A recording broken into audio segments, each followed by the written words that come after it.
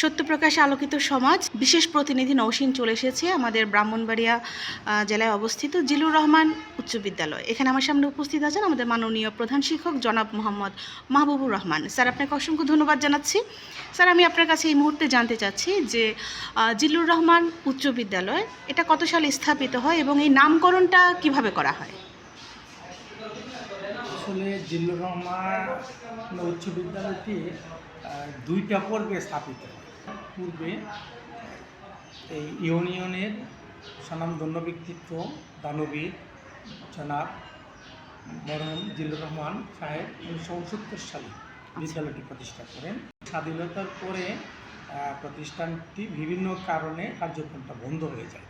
ধারাবাহিকতে তার পরে স্বাধীনতার পরে ওনার জ্যেষ্ঠ ছেলে আলহাজ মোহাম্মদ জাহাঙ্গীর মহোদয় গ্রামের অন্যান্যদের সহযোগিতা নিয়ে 1991 সালে বিদ্যালয়টিকে পুনঃপ্রতিষ্ঠা করে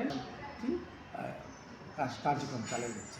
আমার এই স্কুলের প্রধান শিক্ষক হিসেবে যোগদান আমি 1918 সালে 16ই মে 2018 সালে 16ই মে এই প্রতিষ্ঠান প্রধান শিক্ষক হিসেবে যোগদান।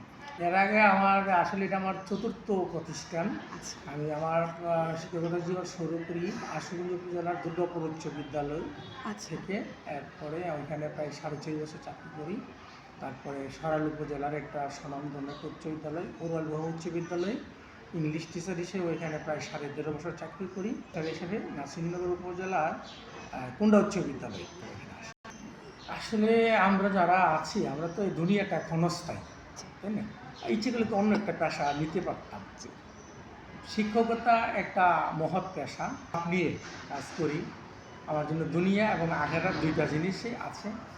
পরে অনেক ছাত্রছাত্রীকে মানুষ করা যায়, সম্মান করে পারলে তাদেরকে ছাত্রছাত্রীরও স্মরণ রাখে। হ্যাঁ, আমার প্রতিষ্ঠানের এসএসসি জেএসসি এবং স্কলারশিপ 8ম শ্রেণীর সবগুলো রেজাল্টে আলহামদুলিল্লাহ সন্তোষজনক। আসার পর থেকে এই প্রতিষ্ঠানে আমার মূলত এসএসসি পরীক্ষাটির যে আমার আমলে পরীক্ষা দেওয়া শুরু হয় 1920 সালে। আমার স্কুল থেকে পাশের হার ছিল 81.24%, 5 ছিল 4টি। সালে পাশের হার ছিল 92.95। 2022 সালে পাশের হার ছিল কুমিল্লা বোর্ডে 86.71, A+ ছিল 3টি। 20 সালে আমার স্কুলের পাশের ছিল 82.81% এবং A+ ছিল 1টি। আর 2024 সালে ছিল 69.92। ওই সময় পাশের হারটা সারা বোর্ডেই কম ছিল এবং এই জিপিএ ছিল 4টি। 2025 সালে আপনারা ভালো করে জানেন সারা দেশে এসএসসি পরীক্ষার ফলাফল কিন্তু মোটামুটি ধস নেমেছিল। আমাদের কুমিল্লা বোর্ডের এসএসসির পাশের হার ছিল প্রায় 60%। আচ্ছা, আমার প্রতিষ্ঠানের পাশের হার ছিল প্রায় 80%। প্রতিষ্ঠানের ফলাফল অনেক ভালো। আগের মতো ফলাফলটা ফিরিয়ে আনার জন্য আমরা তো যথাসাধ্য চেষ্টা করে যাচ্ছি। মন্ডলীকে নিয়ে কমিটির সহযোগিতা, এলাকাবাসীর সহযোগিতায় যথাসাধ্য চেষ্টা করে যাচ্ছে এবং কল্পনা সমাবেশ, সচেতনতা বৃদ্ধি করা, নিজেদেরকে ক্লাসের মধ্যে মনোযোগীকে উদ্বুদ্ধ করা, ইনসেন্টিভ দেওয়া করতে পারলে এরকম সব কিছু মিলিয়ে আমাদের যতটুকু পরিকল্পনার প্রয়োজন ভালো ফলাফলের জন্য আমরা এই চেষ্টা করলাম। পরীক্ষার্থী 108 জন। কারিকুলার অ্যাক্টিভিটিসের প্রয়োজনীয়তা বা এটা কতটুকু জরুরি এটা বলে শেষ করা যাবে না। একটা অংশ বলা যায় খ্যাতি বৃদ্ধি এবং ব্যক্তি জীবনে শিক্ষার্থীদের জন্য একটা অনেক উপকারে আসে। এগুলার সার্টিফিকেটগুলোকে মূল্যায়ন করা হয়। অ্যাক্টিভিটিসগুলো আমার স্কুলে চালু আছে।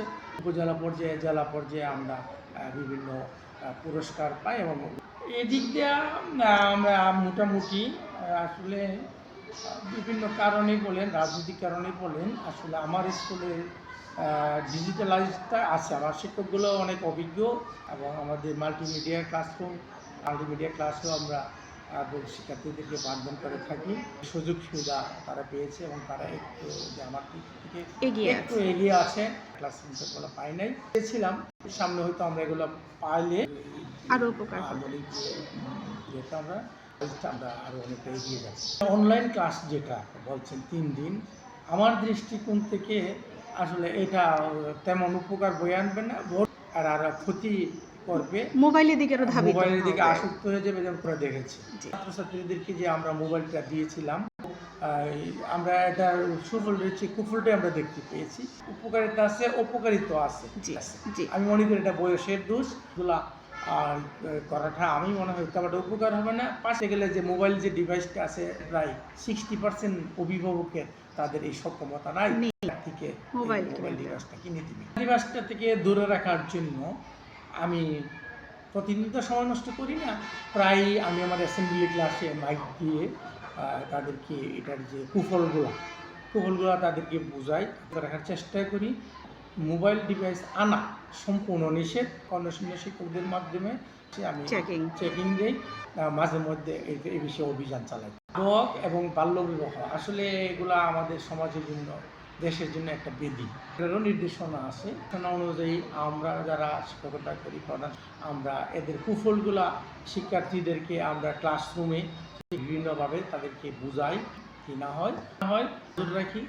এবং বাল্যবিবাহ রোধে আমি প্রায় শিক্ষকদেরকে নিয়ে মিটিং করি এবং এগুলো তদারকি করার জন্য কমিটি করা আছে। তদারকি করে চেয়ারম্যান এবং এলাকার ইলেক্ট পার্সন কমিটি সকলে এই বিষয়ে সহযোগিতা করে।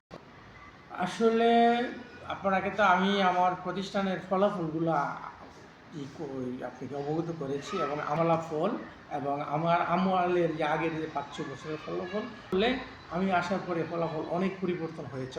ভালো করতে আমি স্কুলটাকে আমি একটা মডেল স্কুল হিসেবে দাঁড় করে দিচ্ছি। আমার স্কুল কমিটি নাই, কমিটিকে আমি বলেছি এবং সামনে আসলে বলবো, এবং এলাকাবাসী সহযোগিতা করে। আমার সাবেক কমিটি সভাপতি এবং সবাইকে বলেছিলাম সর্বাত্মকভাবে সহযোগিতা করেন প্রতিষ্ঠানটাকে ব্রাহ্মণবাড়িয়া জেলার একটা মডেল স্কুল হিসেবে দাঁড় করাতে চাই। একটা মডেল স্কুল হিসাবে আমার 4 বছর চাকরি আছে, তো 4 বছরের ভিতরে আমি দাঁড় করে দিয়ে যেতে চাই। জানিয়ে বিদায় রেখা টানছি। ভালো থাকবেন, সুস্থ থাকবেন। আপনাকেও অসংখ্য ধন্যবাদ।